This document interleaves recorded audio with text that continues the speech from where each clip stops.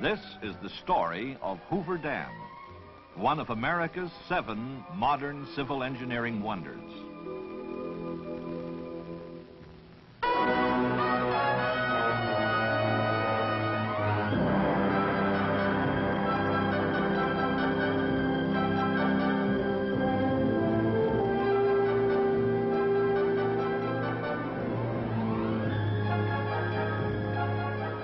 Build a dam in the wilderness and the world will beat a path to it.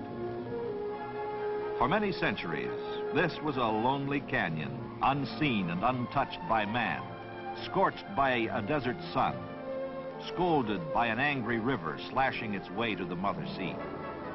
Now it lies peaceful and silent, except for the gentle hum of a hydroelectric power plant, the bubbling up of water as it leaves mighty turbines, the cheerful sounds of America and the world on the move to see this pioneer multi-purpose reclamation project man built in Black Canyon.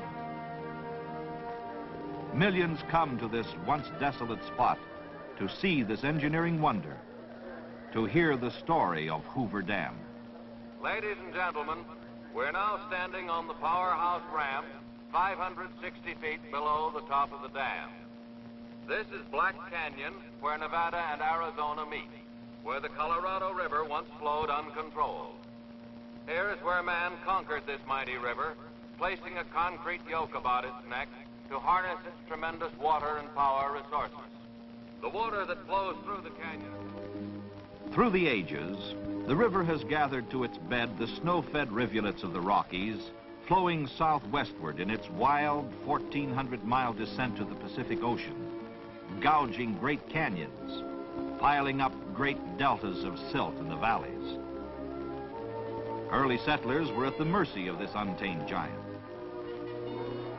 Melted snow from the mountains each spring swelled the Colorado River into a raging torrent, flooding fertile valleys along its banks, destroying farmlands, homes, and cities. In 1905, the Colorado cut through its banks below the Mexican border and for 2 years poured unchecked into the Salton Sink, forming an inland sea. After each spring's flood, when the river had spent its fury, it dried to a trickle. Crops withered and died. Man and his livestock thirsted. All living things suffered. Settlers along the river were discouraged and aroused. Some gave up and went elsewhere. Others stayed to fight. The river had to be regulated, controlled in a year-round flow if they were to succeed. No more floods, no more droughts. Arthur Powell Davis, first reclamation director and chief engineer, understood their problem. For years, he had traveled up and down the river, surveying, studying. Build a high dam in a deep canyon upstream to control the river, he reasoned. In 1918, Davis reported his findings and proposals to Congress.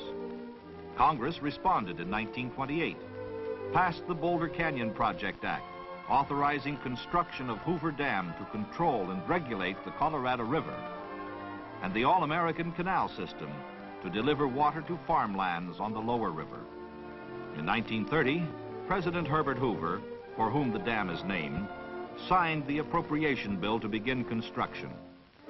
Under a contract awarded in March 1931 to 6 companies incorporated, a combine of 6 major construction firms, men and machines went to work to build this dam of unprecedented size, this modern civil engineering wonder.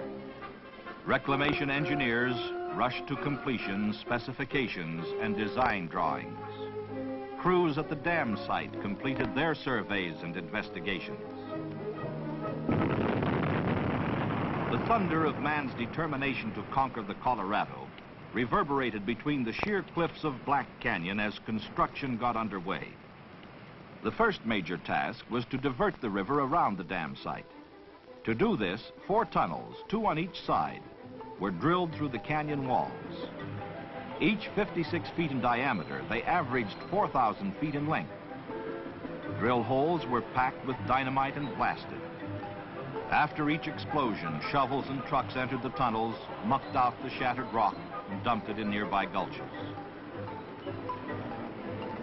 Workmen excavated over 1.5 million cubic yards of blasted rock material from the 4 tunnels in 13 months. The tunnels then were lined with concrete 3 feet thick.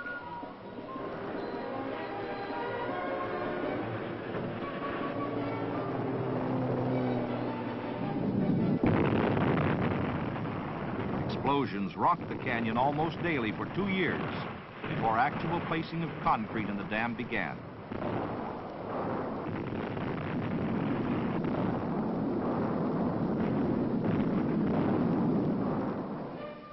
Acrobatic workmen called high-scalers prepared the canyon walls for each blast.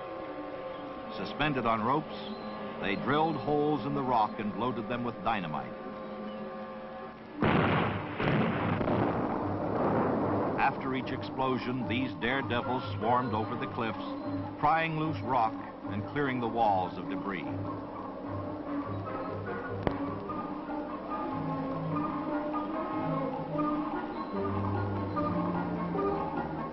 In November 1932, the Colorado River was diverted. Under control for the first time in its history, the river flowed around and past the site. Men and trucks dumped an earth and rock embankment across the canyon below the tunnel openings, forcing the river from its age-old bed through the huge diversion tubes. A second earth and rock dam was thrown across the river above the tunnel outlets downstream, keeping water from backing into the foundation area. Isolated and protected from the river by the 2 coffer dams, the site was pumped dry. Men and machines dug 135 feet below the old river level to reach bedrock for the dam's foundation, excavating over 2 million cubic yards of rock, earth, and sand. As cleanup of the dam site exposed the ancient bed of the Colorado River, geologists read the history of what happened ages ago. Workmen cleaned and prepared bedrock surfaces to receive the first concrete, assuring utmost stability for Hoover Dam's foundation. 12 miles upstream, drag lines excavated sand and gravel for the dam's concrete from an old stream bed deposit on the Arizona side. A train hauled this raw material to an aggregate plant across the river, a few miles above the dam site. Here, the sand and gravel passed through various processes of screening, grading, and washing until it emerged as unexcelled aggregate. Then it was stockpiled according to sizes to await its trip to the dam site. This processed aggregate moved as called for in a steady flow over the railroad to 2 mixing plants, one in the canyon bottom and the other on the Nevada rim. There, sand and gravel were blended with cement into a uniform mix, meeting rigid specifications for the 4.5 million cubic yards of concrete to be placed in the dam structures.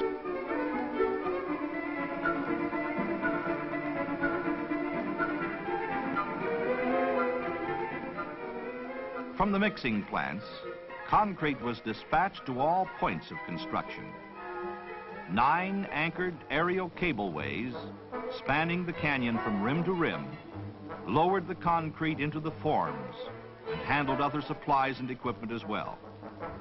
As the first bucket of concrete settled into its foundation on June 6, 1933, Hoover Dam began its rise from the depths of Black Canyon. As cableways dumped load after load of concrete into the forms, the dam soon reached its full 660-foot thickness at its base. Poured in 5-foot layers of concrete, the structure's keyed or interlocking columns climbed skyward as crews set new records daily. Bucketful after bucketful ran the continuous cycle, mixing plant to canyon rim, out into midair over the gorge, and down into the forms, dumping its load of 16 tons.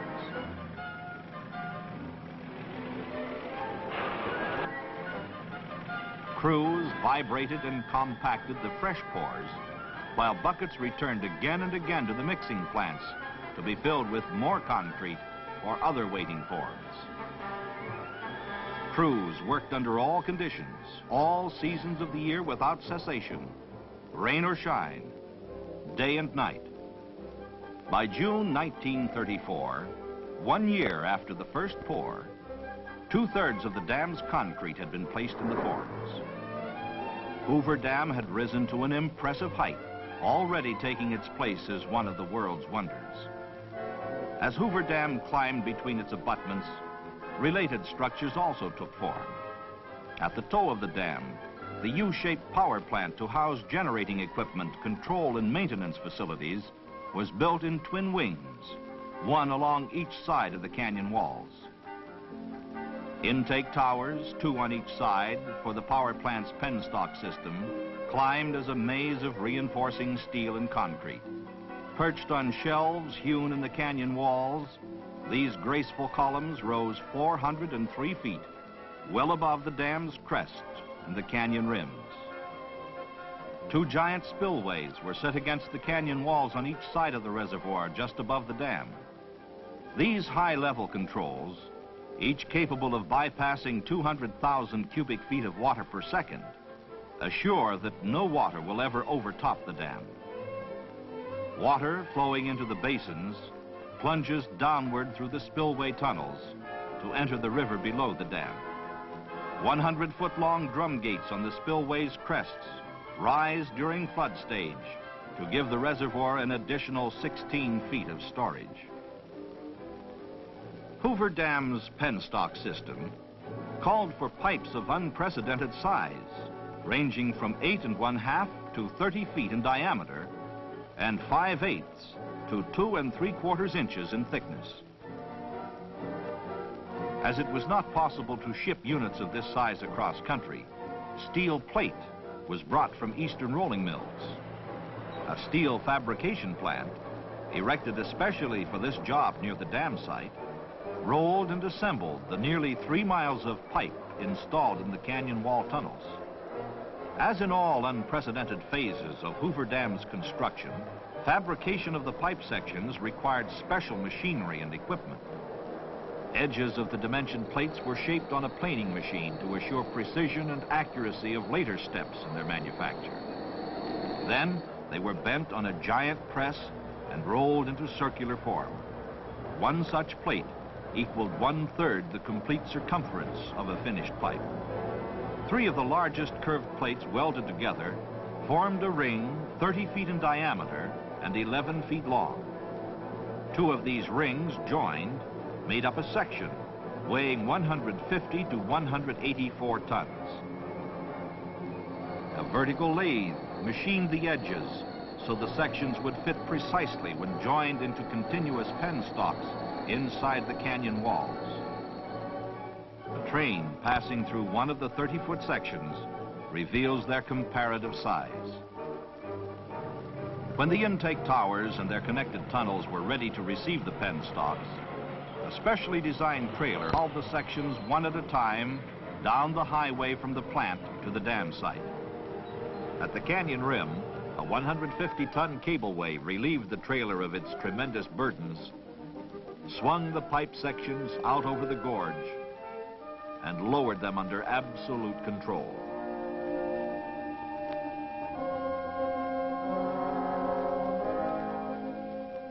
Trailers waiting at portals of the access tunnels carried them to their permanent connections inside the main tunnels.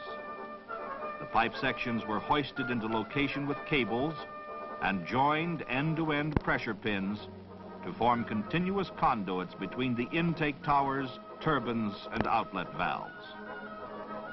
While this and other work on appurtenant features was going on, a continuous stream of concrete had been pouring into the dam forms.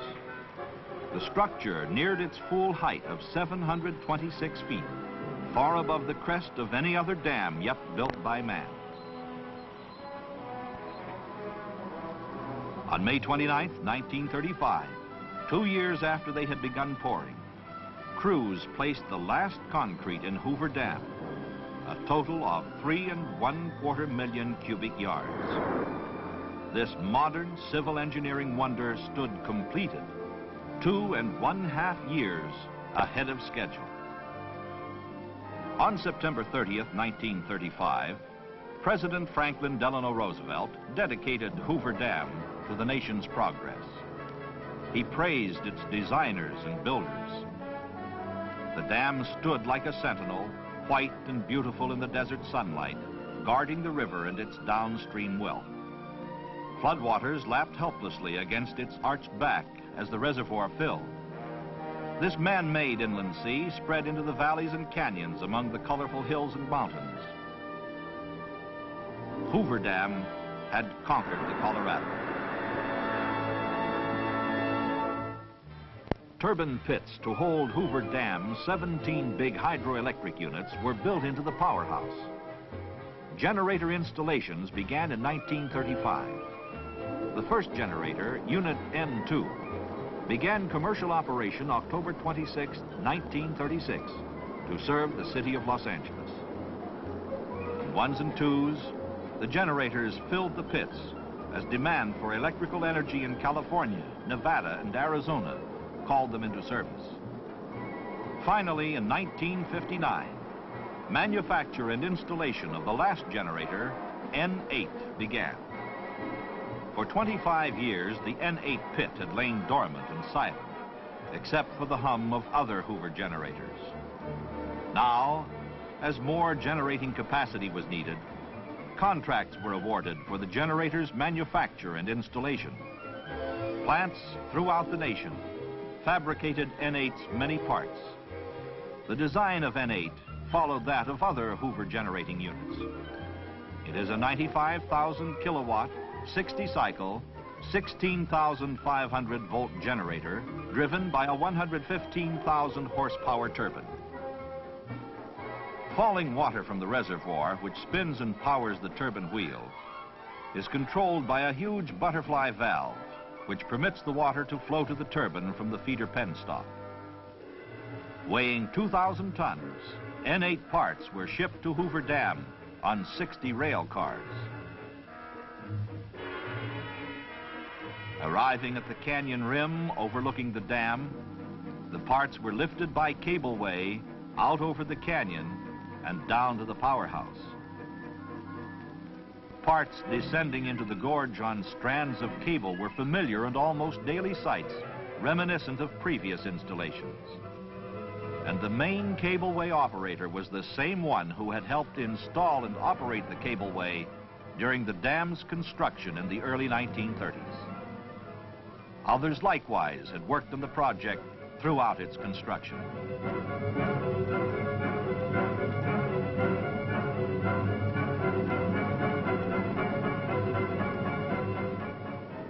Inside the Nevada wing of the powerhouse, technicians assembled and installed the mass of electrical cargo. Crews prepared the N8 pit to receive the new generating unit. They removed temporary slabs over the turbine and relief valve outlets to the tail race or river. Liners assembled in these openings were set in concrete. The turbine's scroll case sections were lowered into the pit. The sections were leveled, bolted together, and aligned. The completed scroll case was then anchored in concrete. Later, the turbine's water wheel, attached to the bottom end of the shaft, was installed inside the case. The butterfly valve was assembled on the generator floor and later connected between the feeder penstock and the turbine's scroll case. Meanwhile, the generator's two main parts, the rotor and stator, took form. Steel lamination plates were stacked around the rotor and stator frames. Coils were locked into place and electrical connections were made. The powerhouse's overhead cranes lifted the completed 254-ton stator from its erection bay and carried it gently to its foundation over the turbine pit, where it was lowered and bolted into place. The 466-ton rotor was moved from its erection bay and lowered inside the stator. The rotor was then joined to the turbine water wheel by a 38-inch diameter shaft, 63 feet long. Guide and thrust bearings and other parts were added to complete the assembly. After test runs, N8 went on the line December 1st, 1961, to serve the state of Nevada and to complete the Hoover power plant, raising its capacity to 1 1/3 million kilowatts, keeping it as one of the world's largest hydroelectric installations. As the last sounds of construction faded into history, Hoover Dam had cost $175 million. Less a deferred payment of $25 million allocated to flood control, Hoover Dam's cost is being returned to the federal treasury at 3% interest from the sale of hydroelectric power. Hoover Dam has fulfilled the hopes and expectations of those who envisioned this great reclamation project. Colorado River waters that once destroyed man and his property now serve him. The Colorado pours its waters into Lake Mead, named for Dr. Elwood Mead, Reclamation Commissioner during construction. Lying calmly behind the dam, these waters await need by downstream users.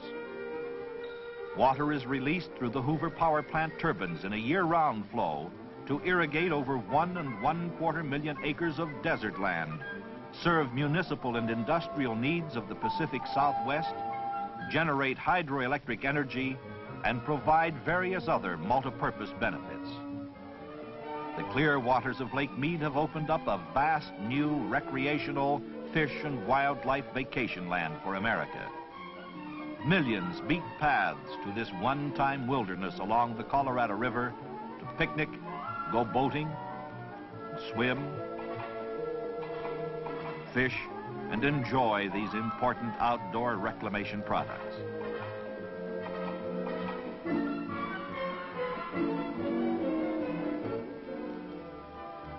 Hoover Dam and its power plant work around the clock to serve water and power needs of the Pacific Southwest. Water from Lake Mead, passing into the intake towers, falls over 500 feet through the penstocks to spin the giant turbine wheels and then discharge to the river. This action is repeated at downstream reclamation dams. Transformers step up Hoover Dam voltage as it comes from the generators. Lines carry this power up over the powerhouse roof to the switch yard.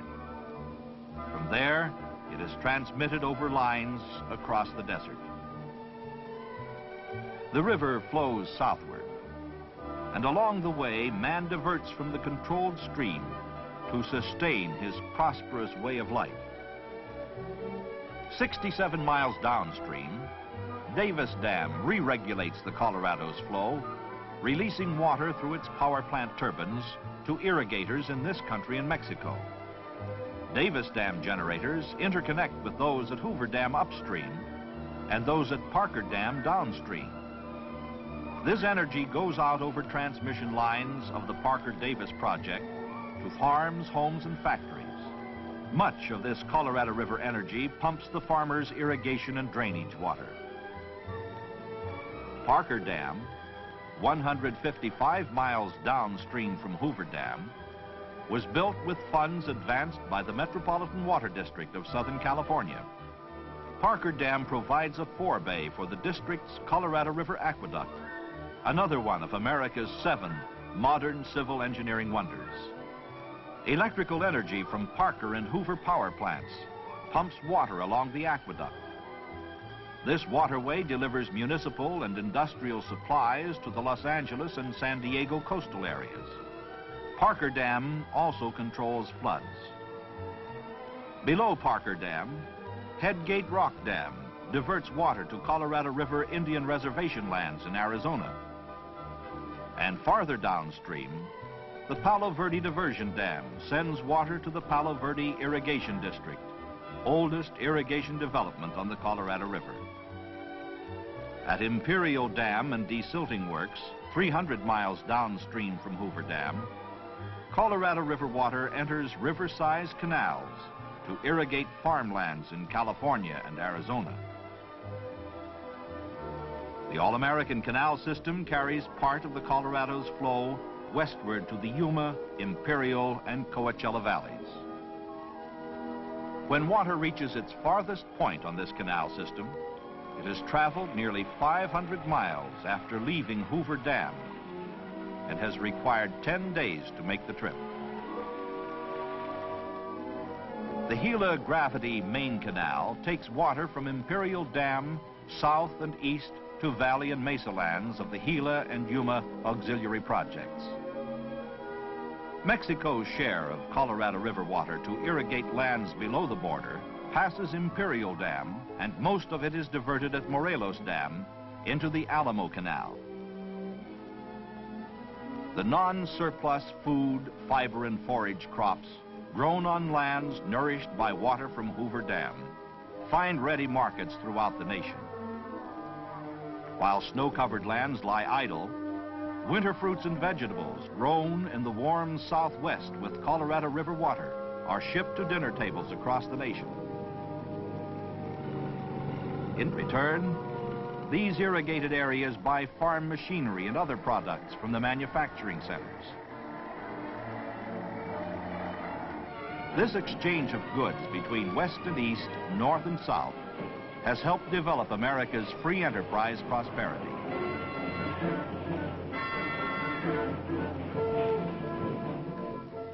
Hoover Dam has pointed the way to the fullest utilization of the Colorado River's resources. Man is adding other mighty reclamation projects to the stairway of dams on the Colorado River. In northern Arizona, Glen Canyon Dam has joined Hoover Dam in conquering and regulating the Colorado. Potential sites in other canyons on the Colorado River await the day when they, too, will cradle mighty multi-purpose dams. These developments will write new chapters in the story of Hoover Dam, truly a modern civil engineering wonder.